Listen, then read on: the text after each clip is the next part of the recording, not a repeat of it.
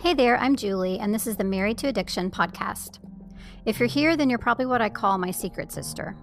We're in a situation we never asked to be in and fighting a battle we never wanted to fight.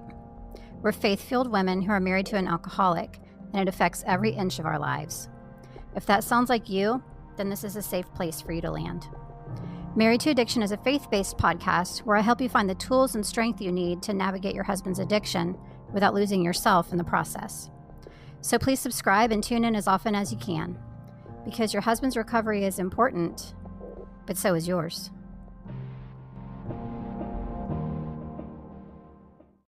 Hello, and welcome into episode 125 of the Married to Addiction podcast. Today we're going to be talking about something that can feel really heavy and honestly really confusing. And that is what it feels like when you are trying to trust God, but nothing is changing. If you're in that place right now, I just want to say first that I see you and I remember very clearly exactly how that feels. You are not doing anything wrong. You are not a bad Christian. This is just part of this journey. So if you're like I was back when my husband was deep in addiction, you have probably been praying desperately for a really long time. You've been asking God to help. You've been asking God to soften your husband's heart, to bring conviction into his life, to bring change, to bring peace into your home because you so desperately need it.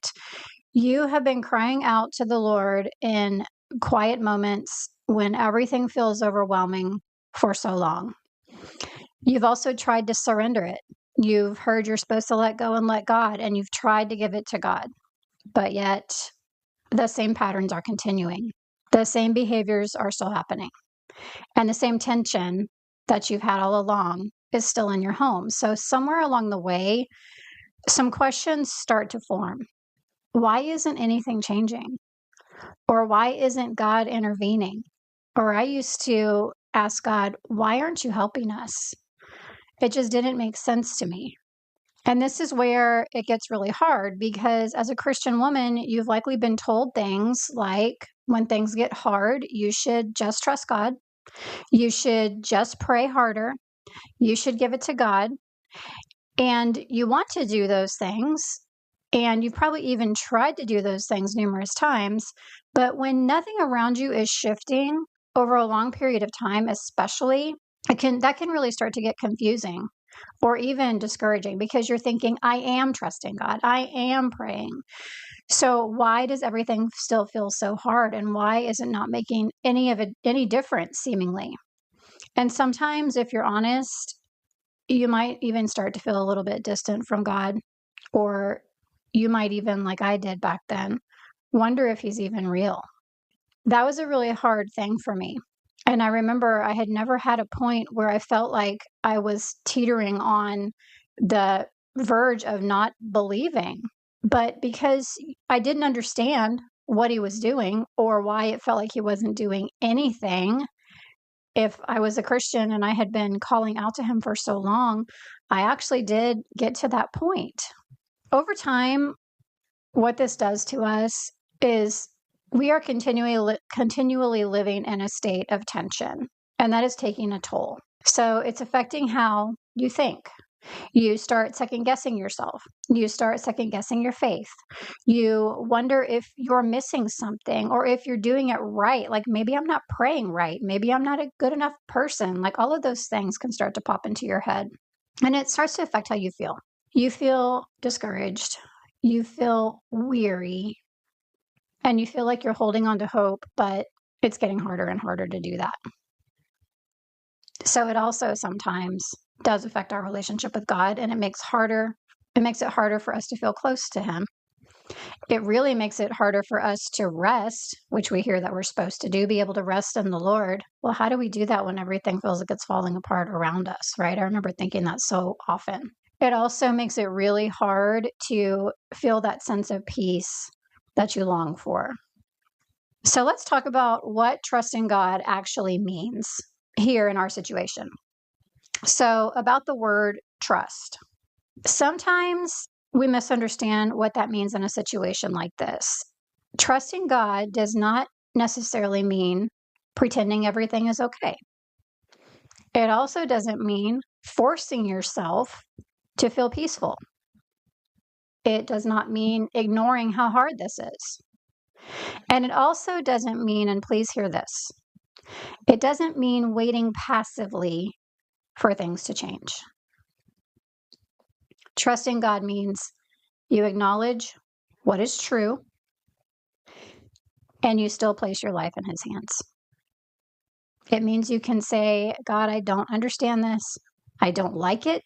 This is not what I wanted, but I am still choosing to walk with you in it. And that is real trust. It is definitely not easy sometimes, though. Here's the thing that I feel is so important and often missing. Trusting God doesn't mean that you just sit around and wait.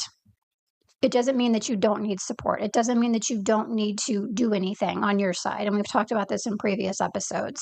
It does not mean that you're supposed to just endure this and suffer through it without guidance, without direction, without help.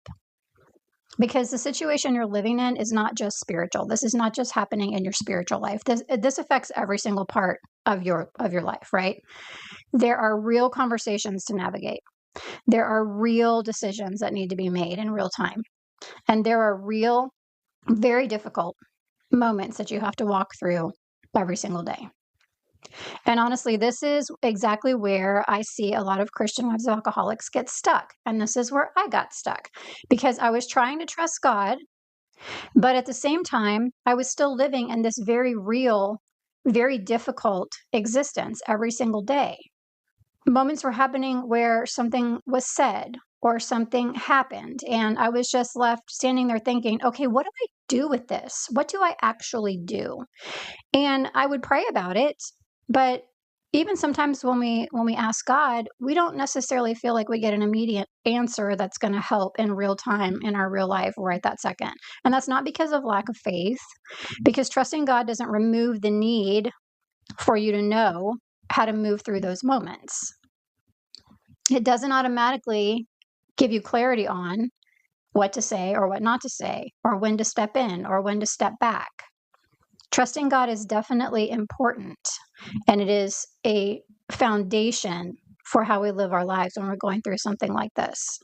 But when you're trying to hold on to your faith while also trying to figure everything out on your own, those two things sit in opposition. And it was never meant to be like that, because we were never meant to be praying for peace and then be left alone in the middle of chaos to navigate it on our own. So when we're sick, we go to the doctor, right? When we're struggling with our mental health or with, different things in our lives, sometimes we go to a therapist. And when we are the wife of an alcoholic, we need practical help too. And I honestly feel like this was the missing piece for me that would have changed everything, which is exactly why when I came out on the other side of things and my husband was sober, I felt like God called me to create what I needed back then.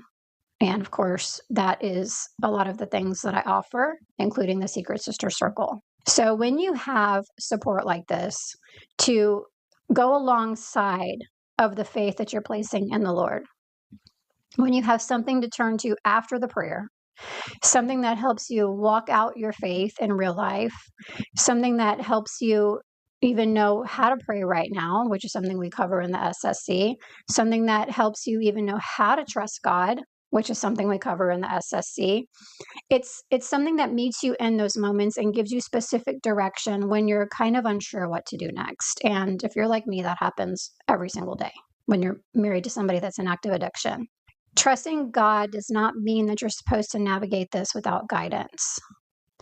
If that sounds like something that you could use, remember that right now you can get your first 7 days in the Secret Sisters Circle for free at secretsisterscircle.com. So if you have been trying to trust God, but you're feeling like nothing is changing, I want you to hear this. Your faith is not failing. Your heart is not wrong. You are not a bad Christian. It is okay to trust God and still feel tired. It is okay to trust God and still need support. You can trust God and still be walking through something that hasn't changed yet.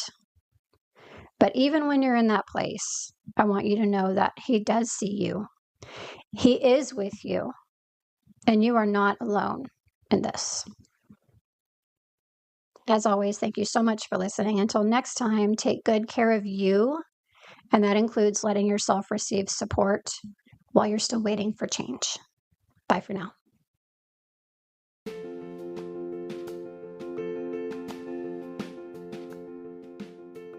Quick question for you before I let you go today. Have you been to the Married to Addiction website? If you haven't, I would love if you would go pay it a visit. It's just marriedtoaddiction.com. And over there, you can see just a lot of different information about my podcast. There is a blog on there. There's some free resources for you. And there's also a few ways that you can actually get some help if you need a little more help and direction and support as you travel this difficult path with your addicted husband. So if you haven't yet, please go visit marriedtoaddiction.com. Thanks so much.